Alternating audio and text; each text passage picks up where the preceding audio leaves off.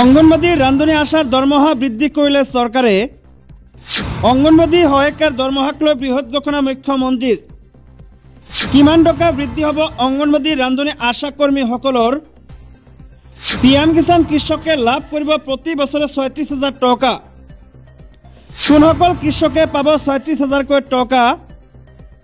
লগতে ৰাজ্যৰ মুখ্যমন্ত্ৰী হিমন্ত বিশ্ব শৰ্মাৰ কেইবাটাও গুৰুত্বপূৰ্ণ ঘোষণা। আন কেইবাটাও খবৰৰ সৈতে একেলগে লগতে অসমৰ লগতে ভাৰতৰ বিভিন্ন প্ৰান্তৰ পৰা কেইবাটাও গুৰুত্বপূৰ্ণ খবৰ এই ভিডিঅ'টোৰ মাধ্যমত জনোৱা হৈছে। সবিশেষ তথ্য জানিবলৈ ভিডিঅ'টো চোৱাৰ আগতে চেনেলটো ছাবস্ক্ৰাইব কৰাৰ লগতে ভিডিঅ'টো এটা লাইক কৰি দিব। তেন্তে আহক বন্ধু বান্ধৱীসকল আজিৰ ভিডিঅ'টো আৰম্ভ কৰোঁ। ৰাজ্যৰ প্ৰথমটো ডাঙৰ গুৰুত্বপূৰ্ণ খবৰ আহিছে অঙ্গনবাদী কৰ্মী আৰু সহায়িকাসকলৰ কাৰণে। কেতিয়া বৃদ্ধি পাব অঙ্গনবাদী কৰ্মী আৰু সহায়িকাৰ দৰমহা, ক'লে মুখ্যমন্ত্ৰী হিমন্ত বিশ্ব শৰ্মাই। অঙ্গনবাদী কৰ্মী সহায়িকাসকলৰ বাবে ভাল খবৰ আহিছে। দৰমহা বৃদ্ধি হ'ব অসমৰ অঙ্গনবাদী কৰ্মী সহায়িকাৰ। লগতে অঙ্গনবাদী কৰ্মী সহায়িকাসকলক এককালীন আৰ্থিক সাহায্য প্ৰদান কৰা হ'ব। কাৰ্বি আংলঙত জনসভা সম্বোধন কৰি মুখ্যমন্ত্ৰী হিমন্ত বিশ্ব শৰ্মাই কয় যে অহা ১ অক্টোবৰৰ পৰা দৰমহা বৃদ্ধি হ'ব। শৰ্মাই কয় যে অঙ্গনবাদী কৰ্মী সহায়িকাসকলৰ দীৰ্ঘদিনৰ আহ্বানৰ প্ৰতি এই সিদ্ধান্ত গ্ৰহণ কৰা হৈছে। ইয়াৰ লগতে শৰ্মাই অঙ্গনবাদী কৰ্মী সহায়িকাসকলক আন্দোলন নকৰিবলৈ কয়। লগতে চৰকাৰৰ এই সিদ্ধান্তৰ দ্বাৰা অঙ্গনবাদী কৰ্মী সহায়িকাসকলৰ মনৰ দুখ কমিব বুলি তেওঁ কয়। উল্লেখ কৰা প্ৰয়োজন যে ৰাজ্যৰ হাজাৰ হাজাৰ অঙ্গনবাদী কৰ্মী সহায়িকাই যোৱা কেইবছৰ ধৰি দৰমহা বৃদ্ধিৰ বাবে চৰকাৰক দাবী জনাই আহিছে। আনকি ইয়াৰ বাবে প্ৰতিবাদো কৰি আহিছে। তাৰ মাজতে চৰকাৰৰ সিদ্ধান্ত। আজি দুদিনীয়া কাৰ্যসূচীৰে কাৰ্বি আংলঙত উপস্থিত হৈ মুখ্যমন্ত্ৰী হিমন্ত বিশ্ব শৰ্মা। এই সময়ছোৱাতে শৰ্মাই বহু উন্নয়নমূলক প্ৰকল্পৰ শুভ উদ্বোধন কৰাৰ লগতে জনসভা সম্বোধন কৰে। একাধিক কাৰ্যসূচীৰে জিলাখনত উপস্থিত হৈছে হিমন্ত বিশ্ব শৰ্মা। পৰৱৰ্তী খবৰটো আহিছে পিএম কিষাণ কৃষকসকলৰ কাৰণে। এতিয়া কৃষকসকলে ৬,০০০ টকাৰ পৰিৱৰ্তে বছৰি ৩৬,০০০ টকা লাভ কৰিব পাৰিব। প্ৰধানমন্ত্ৰী কিষাণ সন্মান নিধি যোজনাৰ অধীনত পঞ্জীয়নভুক্তসকলৰ কৃষকৰ বাবে এটা ভাল খবৰ, য'ত তেওঁলোকে প্ৰধানমন্ত্ৰী কিষাণ মানধন যোজনাৰ দ্বাৰা উপকৃত হ'ব পাৰে। ইয়াৰ অধীনত তেওঁলোকে প্ৰতিমাহে ৩,০০০ টকাৰ ১২টা মাহিলী কিস্তিত বছৰি ৩৬,০০০ টকা পাব পাৰে। ইয়াৰ ভাল কথাটো হৈছে কোনো নথি পত্ৰ জমা দিয়াৰ প্ৰয়োজন নাই। যিসকল কৃষকে প্ৰধানমন্ত্ৰী কিষাণ সন্মান নিধি যোজনাৰ অধীনত পঞ্জীয়ন কৰিছে তেওঁলোকৰ বাবে এই আঁচনি বৈধ। ইয়াৰ পিছত পঞ্জীয়নভুক্ত কৃষকসকলে অৱসৰ লোৱাৰ পিছত বছৰি ৩৬,০০০ টকা সমান মাহেকীয়া কিস্তিত লাভ কৰিব পাৰিব। আঁচনিৰ জৰিয়তে ৬০ বছৰৰ ওপৰৰ সকলো পঞ্জীয়নভুক্ত কৃষকক মাহেকীয়া পেঞ্চনৰ ৰূপত আৰ্থিক সাহায্য প্ৰদান কৰা হ'ব। কেতিয়া বিনিয়োগ আৰম্ভ হ'ব? এজন কৃষকে ইয়াৰ সুফল লাভ কৰাৰ আগতে কমেও ২০ বছৰৰ বাবে আঁচনিখনত বিনিয়োগ আৰম্ভ কৰিব লাগিব। গতিকে অৱসৰ নিশ্চিত কৰাৰ বাবে ১৮ বছৰ বয়সৰ পৰাই আঁচনিখনত বিনিয়োগ আৰম্ভ কৰিব পাৰে। পৰৱৰ্তী ডাঙৰ খবৰটো হৈছে কংগ্ৰেছে অসমক বদনাম কৰিবলৈ চেষ্টা কৰে নেকি? সাংঘাতিক ধৰণে হোৱা নাই মনোনয়ন প্ৰত্যাহাৰ। কংগ্ৰেছৰ অভিযোগক লৈ কি প্ৰতিক্ৰিয়া মুখ্যমন্ত্ৰীৰ? পঞ্চায়ত নিৰ্বাচনৰ মনোনয়ন প্ৰত্যাহাৰৰ বাবে প্ৰাৰ্থীয়ে ভয় ভাবুকিৰ সন্মুখীন হোৱাৰ অভিযোগ উত্থাপন কৰিছে কংগ্ৰেছে। কংগ্ৰেছৰ এই বিস্ফোৰক অভিযোগক সম্পূৰ্ণৰূপে নাকচ কৰিছে ৰাজ্যৰ মুখ্যমন্ত্ৰী হিমন্ত বিশ্ব শৰ্মাই। অসম প্ৰদেশ কংগ্ৰেছৰ নেতৃত্বই তেওঁলোকৰ পঞ্চায়ত নিৰ্বাচনৰ প্ৰাৰ্থীক মনোনয়ন প্ৰত্যাহাৰ কৰি ভাবুকি দিয়াৰ অভিযোগ উত্থাপন কৰাৰ পাছতে মুখ্যমন্ত্ৰী হিমন্ত বিশ্ব শৰ্মাই প্ৰতিক্ৰিয়া প্ৰকাশ কৰি কংগ্ৰেছে সদায় অসমক বদনাম কৰিবলৈ চেষ্টা কৰা বুলি অভিযোগ উত্থাপন কৰে। কংগ্ৰেছৰ অভিযোগৰ প্ৰতিক্ৰিয়া প্ৰকাশ কৰি অসমৰ মুখ্যমন্ত্ৰীয়ে কয় যে যদি এনে ঘটনা সংঘটিত হ'লেহেঁতেন তেন্তে সকলোতে খবৰটো চৰ্চা হ'লহেঁতেন। কংগ্ৰেছে এই কথা কৈছে, কিন্তু মই স্থানীয় বাতৰি কাকত বা টিভি চেনেলত এই লৈ কোনো ধৰণৰ খবৰ প্ৰকাশ পোৱা দেখা নাই। ৰাভা হাছং স্বায়ত্তশাসিত পৰিষদৰ নিৰ্বাচন অনুষ্ঠিত হৈ গৈছে। এই নিৰ্বাচনত কোনো অপ্ৰীতিকৰ ঘটনা সংঘটিত হোৱা নাছিল। এইদৰে প্ৰতিক্ৰিয়া প্ৰকাশ কৰে মুখ্যমন্ত্ৰীগৰাকীয়ে। তেওঁ লগতে কয় যে অসমত ২২,০০০ গাঁও আছে, কিন্তু কংগ্ৰেছে মাত্ৰ এটা বা দুটা উদাহৰণ দিছে। যদি তেওঁলোকে প্ৰশাসনক অৱগত কৰে তেন্তে প্ৰশাসনে তৎক্ষণাৎ ইয়াৰ ওপৰত ব্যৱস্থা ল'ব। প্ৰশাসন আৰক্ষী নিৰপেক্ষ হ'ব। তদুপৰি তেওঁ কয় যে আমি শান্তিপূৰ্ণভাৱে নিৰ্বাচন অনুষ্ঠিত হোৱাটো বিচাৰোঁ, কিন্তু কংগ্ৰেছে সদায় অসমক বদনাম কৰিবলৈ চেষ্টা কৰে। ইফালে তেওঁ কয় যে কংগ্ৰেছ নেতাসকলে যিকোনো এই ধৰণৰ ঘটনাৰ বিৰুদ্ধে অভিযোগ দাখিল কৰিব লাগে আৰু অনতিপলমে ব্যৱস্থা গ্ৰহণ কৰা হ'ব। আমাক এটা নিৰ্দিষ্ট অভিযোগ দিয়ক। যদি কোনোবাই আপোনাক হাৰাশাস্তি কৰিছে তেন্তে আমি তৎক্ষণাৎ ব্যৱস্থা গ্ৰহণ কৰিম। কিন্তু এতিয়ালৈকে কোনোবাই অভিযোগ দাখিল কৰা বুলি কোনো তথ্য পোৱা নাই। প্ৰদ্যুৎ বৰদলৈ আৰু ভূপেন বৰাই ডিজিপিক জনাইছিল কিন্তু কোনো প্ৰাৰ্থীয়ে অভিযোগ দাখিল কৰা নাই। কোনোবাই যদি অভিযোগ দাখিল কৰে তেন্তে আমি তৎক্ষণাৎ ব্যৱস্থা গ্ৰহণ কৰিম। এইদৰে কংগ্ৰেছৰ অভিযোগক লৈ প্ৰতিক্ৰিয়া প্ৰকাশ কৰিছে মুখ্যমন্ত্ৰীগৰাকীয়ে। মুখ্যমন্ত্ৰীয়ে জনাইছে যে প্ৰাৰ্থীসকলে সাংঘাতিক ধৰণে মনোনয়ন প্ৰত্যাহাৰ কৰা নাই। 2000ৰো অধিক প্ৰাৰ্থীয়ে 3খন জিলা পঞ্চায়তৰ আসনত প্ৰতিদ্বন্দ্বিতা কৰিবলৈ নিজৰ নাম পঞ্জীয়ন কৰিছে। পঞ্চায়তৰ নিৰ্বাচনত প্ৰতিদ্বন্দ্বিতা কৰা লোকসকল জ্ঞানী মানুহ। এনেধৰণৰ ব্যাপক প্ৰত্যাহাৰ হোৱা নাই। এইবাৰ সৰ্বাধিক সংখ্যক লোকে পঞ্চায়তৰ আসনৰ বাবে প্ৰতিদ্বন্দ্বিতা কৰিছে। যদি এনে ঘটনা সংঘটিত হয় তেন্তে সকলো ঠাইৰ পৰা খবৰ আহিব, এইদৰে কয় মুখ্যমন্ত্ৰী শৰ্মা। খবৰটো হৈছে ব্যস্ততাপূৰ্ণ জীৱনৰ পৰা মাত্ৰ 2 মিনিট সময় উলিয়াই জানি লওক আপোনাৰ বাবে প্ৰয়োজনীয় কেইটামান গুৰুত্বপূৰ্ণ খবৰ। প্ৰথমটো হৈছে লতাশিল বিহু সম্ৰাজ্ঞীৰ ফলাফল ঘোষণা। বিহু সম্ৰাজ্ঞীৰ খিতাপ দখল মৰাণৰ লিজামণি সেনচুৱাৰ। পৰৱৰ্তী খবৰটো হৈছে মেট্ৰিকত অনতীৰ্ণসকলৰ বাবে ভাল খবৰ আহিছে। শিক্ষা বোৰ্ডে ঘোষণা কৰিছে চলিত শিক্ষাবৰ্ষত অনুষ্ঠিত হ'ব কম্পাৰ্টমেণ্টেল পৰীক্ষা। সৰ্বাধিক 3টা বিষয় দিব পাৰিব এই পৰীক্ষা। জনাইছো পুনৰবাৰ পৰৱৰ্তী গুৰুত্বপূৰ্ণ খবৰ।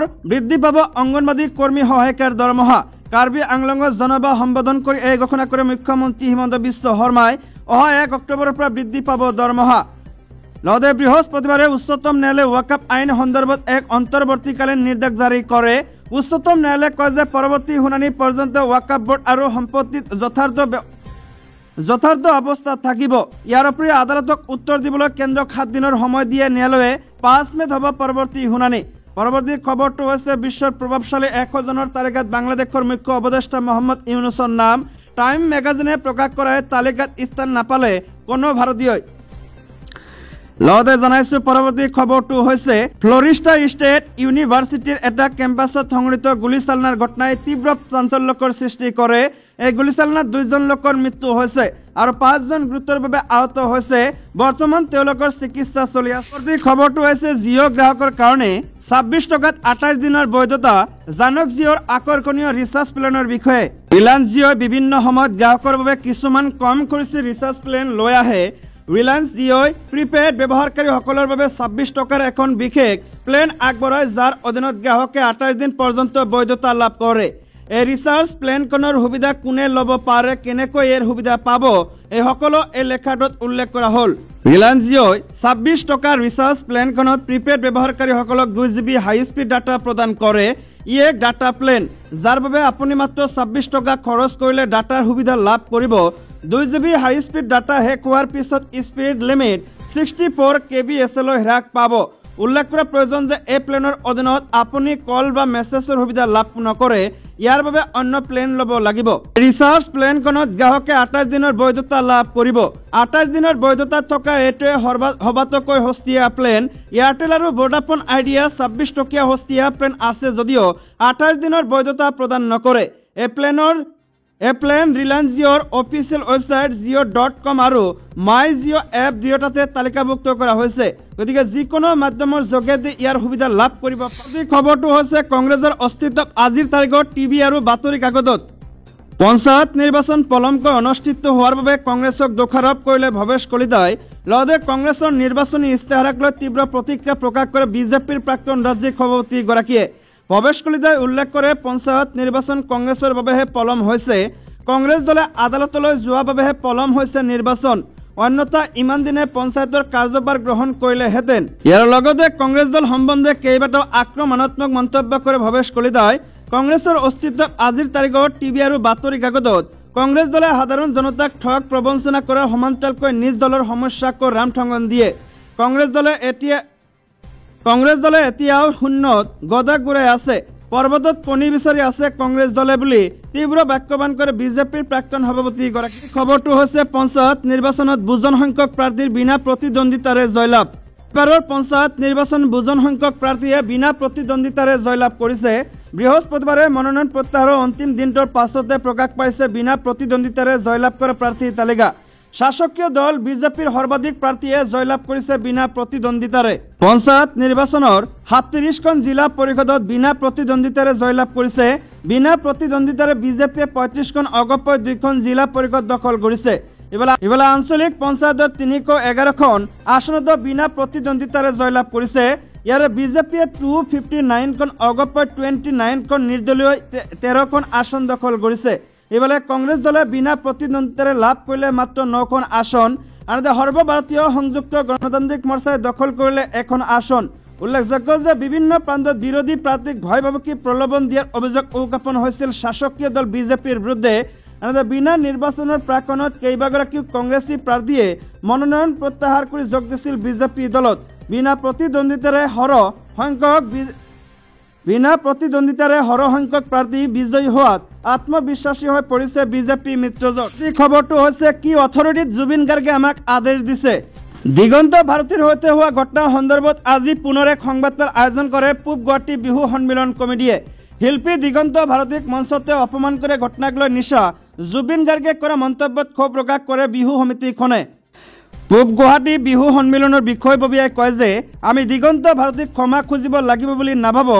এই ঘটনাৰ সন্দৰ্ভত জুবিন গাৰ্গে কি অথৰিটিত আমাক আদেশ দিছে। কোনো শিল্পীকে আমি অসন্মান কৰা নজিৰ নাই। আমাৰ কিছু নিয়ম নীতি আছে। আমাক তালিবানৰ সৈতে তুলনা কৰা হৈছে। লগতে কয় যে এইখন মঞ্চই বহু শিল্পীক সৃষ্টি কৰিছে। আমাকো শিল্পীসকলক প্ৰয়োজন আছে। ৰাজহুৱাভাৱে শিল্পীসকলে কমিটিখনক যি অপদস্থ কৰিছে সেয়াও ভাল হোৱা নাই। উল্লেখ কৰা প্ৰয়োজন যে শিল্পী দিগন্ত ভাৰতীক বুধবাৰে নিশা সাজ পোছাকক লৈ মঞ্চতে অপমান কৰিছিল পূব গুৱাহাটী বিহু সন্মিলনৰ একাংশ বিষয়ববীয়াই। উক্ত ঘটনা সংবাদ মাধ্যমত প্ৰকাশ পোৱাৰ পাছতে বৃহস্পতিবাৰে নলবাৰীৰ এক অনুষ্ঠানত শিল্পী দিগন্ত ভাৰতীৰ পক্ষত মাত দিছিল জুবিন গাৰ্গে। জুবিন গাৰ্গে কৈছিল যে মই কাকো অনুৰোধ নকৰোঁ, মই আদেশ দিছোঁ দিগন্ত ভাৰতীক অপমান কৰা পূব গুৱাহাটী বিহু সন্মিলনে ক্ষমা খুজিব লাগিব।